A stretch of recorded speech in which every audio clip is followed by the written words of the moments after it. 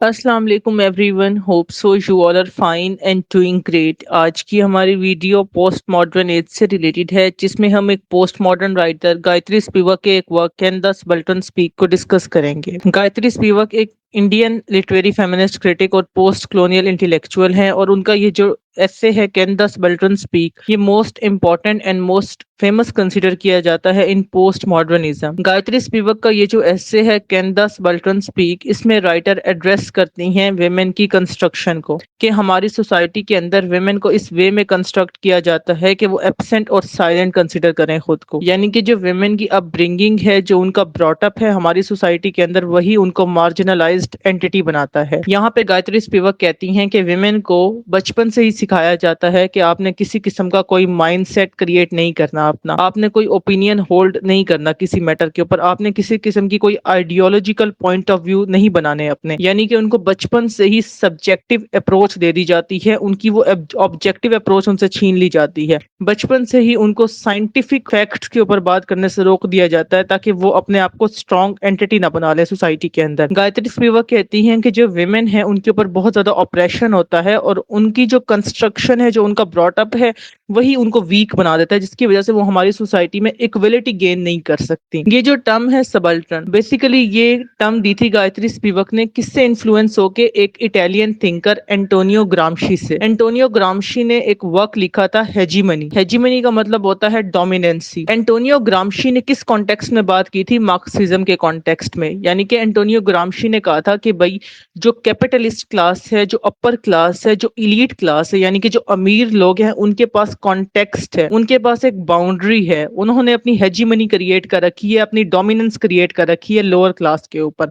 यानी कि अगर आपने अपनी डोमिनेंस क्रिएट करनी है, तो उसके लिए आपको एक बाउंड्री की जरूरत होगी, एक कॉन्टेक्स्ट की नीड होगी, उसको कहते हैं हेजीमनी। लेकिन यहाँ पे गायत्री स्पिवक ने एक फेमिनिस्ट पर्सपेक्टिव के कॉन्टेक्स्ट में बात की है कि भाई मेल्स ने अपनी हेजीमनी क्रिएट कर रखी है। यानी कि जो सोसाइटी है वो पैट्रियार्कल पर्सपेक्टिव पर बेस्ड है, जहां पर विमेन जो है वो एक मार्जिनलाइज्ड कम्युनिटी कंसिडर की जाती है। यानी विमेन को एक एबनॉर्मल करेक्टर कंसिडर किया जाता है हमारी सोसाइटी का। यानी कि ये एक क्राइम है आपका अगर आप एक विमेन हो। यानी कि एक जेंडर रोल्स की जो डिस्ट्रीब्यूशन है हमारी सोसाइटी के अंदर, वो बहुत गलत तरीके से पोर्ट्रे की जा रही है। सबल्टन का जो मतलब होता है दैट मींस इंफीरियर रैंक और बिलो द नॉर्मल रैंक। यानी कि सबल्टन का मतलब होता है कोई बहुत ही लोअर स्टेटस का इंसान। ये टर्म यूज्ड हुई थी विमेन के लिए जो कि ब्लैक थी, वाइट थी, कॉलोनाइजर्स थी, कॉलोनाइज थी, वर्किंग क्लास थी, या डोमेस्टिक लेवल पे वो कोई ना कोई एक्टिविटी कर रही थी। यानी कि विमेन जिस भी स्टेटस से हों, जिस भी क्लास से हों, उनको डिफरेंसेस फेस करने पड़ते हैं in the context of the male dominance society. यानी कि जो राइट्स मेल्स को मिल रहे हैं, सेम काम अगर फीमेल परफॉर्म कर रही हैं, उनको वो राइट्स नहीं दिए जा रहे। क्यों? क्योंकि यहाँ पे जेंडर डिफरेंशिएशन है। स्पिवक एक क्वेश्चन पोर्ट्रे करती हैं दुनिया के सामने on the gender roles and sexual differences, कि भाई क्यों ये डिफरेंस है। अगर गॉड ने एक डिफरेंस क्रिएट कर दिया है, बायोलॉजिकल डिफरेंस, तो दैट इज नॉर्मल। आप उनकी ड्यूटी को जज करो, आप उनके काम को जज करो, उनकी एफिशिएंसी तो इक्वल है ना, तो उस वे में उनको इक्वल रिवॉर्ड मिले। लेकिन जहां पे डिस्क्रिमिनेशन हो रही है फीमेल्स के साथ, उनको इक्वली रिवॉर्ड नहीं किया जा रहा, और जो सोसाइटी है वो मेल सेंटर्ड हो गई है, वो पैट्रियार्कल हो गई है। तो सबल्टन जो हैं वो सारे लोग इस कैटेगरी में फॉल करते हैं, जो थर्ड वर्ल्ड कंट्रीज होती हैं। अब थर्ड वर्ल्ड कंट्रीज का मतलब होता है developing countries, under developed countries. यानी कि जो डेवलप्ड कंट्रीज होती हैं वो अपने से कम वाली कंट्रीज को थर्ड वर्ल्ड कंट्रीज डिक्लेयर कर देती हैं कि भाई ये जो है ये अभी रेस में है कि ये अपने आप को एस्टेब्लिश कर लेंगी। तो यहाँ पे विमेन को भी इस वे में प्रेजेंट किया जा रहा है कि ये कोशिश तो कर रही है हमारे बराबर आने की। यानी कि पैट्रियार्की के पर्सपेक्टिव में बात हो रही है कि जो विमेन है वो कोशिश तो कर रही है कि वो हमारी बराबरी पे आ जाए, बट वो अभी तक आई नहीं है। और उनको आने से रोक कौन रहा है? उनको आने से रोका जा रहा है पैट्रियार्कल नॉर्म्स की तरफ से। यानी कि जो पैट्रियार्कल नॉर्म्स है उनसे ये बात बर्दाश्त नहीं हो रही कि जो उनकी एक राइवल एंटिटी है, यानी कि जो विमेन है वो उनकी बराबरी पे आ जाए, वो इक्वलिटी गेन कर लें। तो यहाँ पे स्पिवक कहती हैं कि मैं उन सब की आवाज बनना चाहती हूँ जो अपने लिए बोल नहीं सकते। यानी कि जो सबल्टन है, इसका मतलब होता है कि वो बोल नहीं सकते अपने लिए, अपने हक के लिए आवाज नहीं उठा सकते, अपने राइट्स की डिमांड नहीं कर सकते। क्यों? क्योंकि अक्सर आप लोगों को पता होगा कि भाई जब भी रेवोल्यूशंस आते हैं, या जब भी कोई बात मनवानी होती है, कोई प्रोटेस्ट करना होता है, तो सब लोगों को ना इकट्ठा मिलके एक ग्रुप की सूरत में डिमांड करनी पड़ती है। लेकिन जो हमारी सोसाइटी है वो जेंडर, कास्ट, रीजन, रिलीजन और भी मल्टीपल नैरेटिव्स के अंदर डिवाइड होके रह गई है। यानी कि हमारी सोसाइटी की वो जो यूनिटी थी ना वो कहीं लॉस्ट हो गई है। तो हमारी सोसाइटी कैसे प्रॉस्परस होगी? यहाँ पे बात करिए स्पिवक कि भाई अगर आपको प्रॉस्पेरिटी चाहिए, अगर आपको एक ग्रोथ देखनी है, अगर आपको डेवलपमेंट देखनी है, तो आपको हर हाल में इक्वलिटी लानी होगी। आपको ये जेंडर के डिफरेंसेस, कास्ट के डिफरेंसेस, रीजन और रिलीजन के डिफरेंसेस को खत्म करना होगा। स्पिवक जो है वो कहती हैं कि भाई मैं सबल्टरन की वॉइस बनना चाहती हूँ। हर वो इंसान जो अपने राइट्स के लिए नहीं बोल सकता, जो डिजर्व करता है कि उसको राइट्स मिले लेकिन उसकी वॉइस को दबाया जा रहा है, मैं उन सब की वॉइस बनना चाहती हूँ। That I want to be the voice of subaltern. यहाँ पे वो कहती हैं कि भाई मैं विडो के सेक्रीफाइसेस के ऊपर बात करना चाहती हूँ कि भाई जब एक औरत विडो हो जाती है तो उसके खिलाफ गलत किस्म की स्पेकुलेशंस होती हैं। यहाँ पे वो एक ट्रेडिशन को भी कंडेम करती हैं, that was Sati. Indian tradition के अंदर ये एक कॉन्सेप्ट था सती का, क्योंकि गायत्री स्पिवक जो है वो एक इंडियन राइटर है, इंडियन कम्युनिटी से वो बिलोंग करती हैं।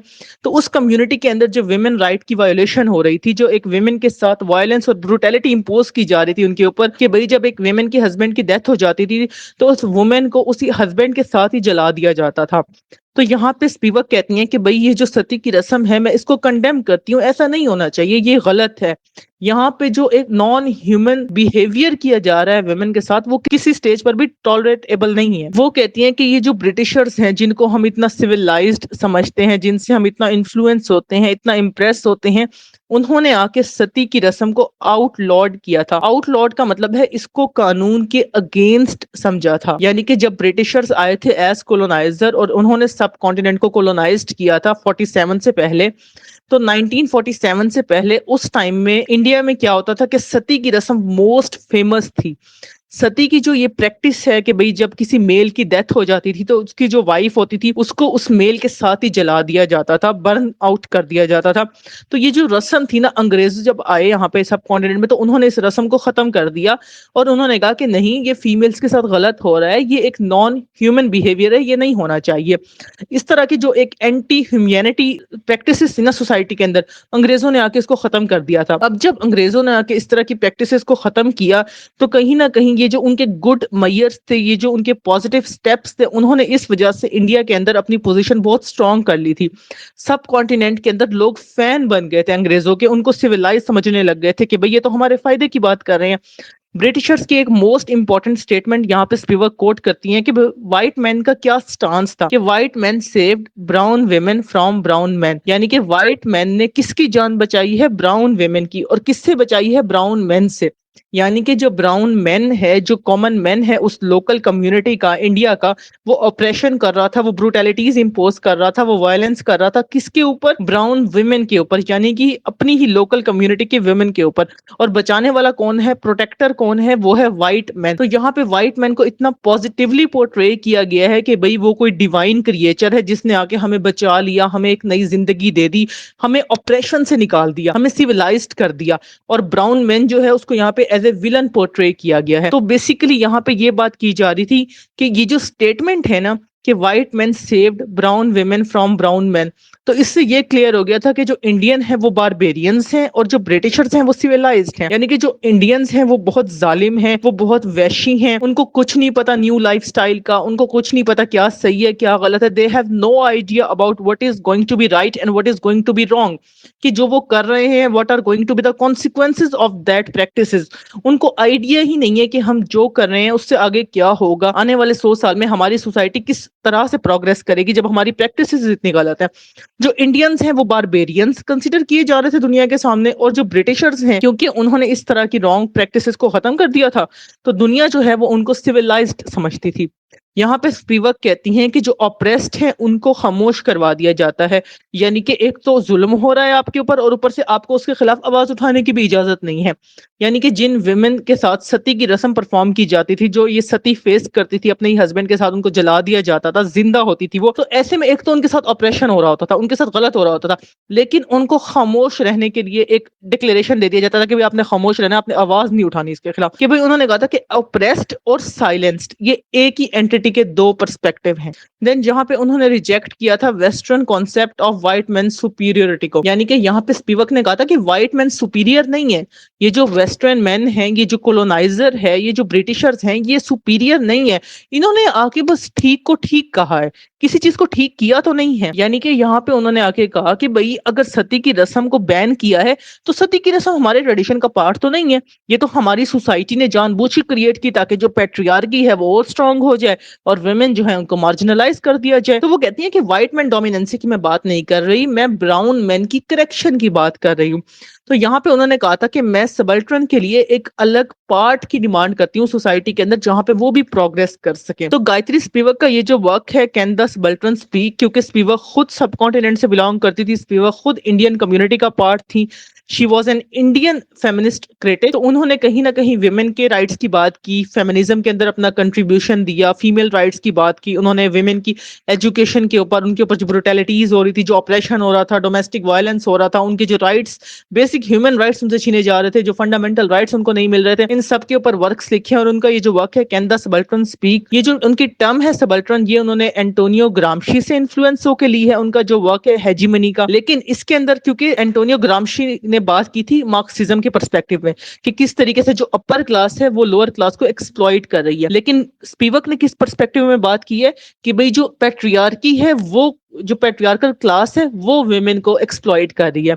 So this was the work of the Gayatri Spivak, Can the Subaltern Speak? Hope you get the clear understanding of this work. That's it for today. Thank you so much for your time. Allah Hafiz.